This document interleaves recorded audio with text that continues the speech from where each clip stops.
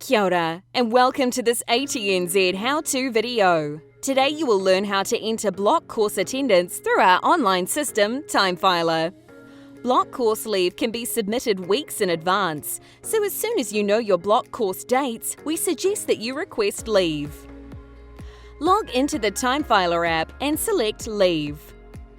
Create a new leave request. Select the days that you need leave on.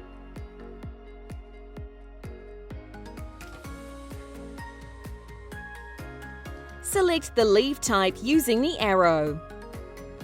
Add a comment for your manager, then click Save. Remember to submit the request to your manager.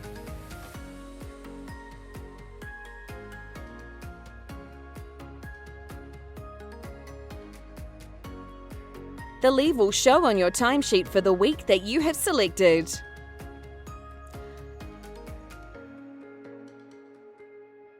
You are still required to submit your timesheet for approval. You will not get paid if your timesheet is not approved.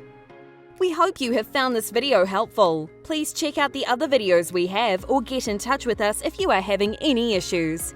Haere rā!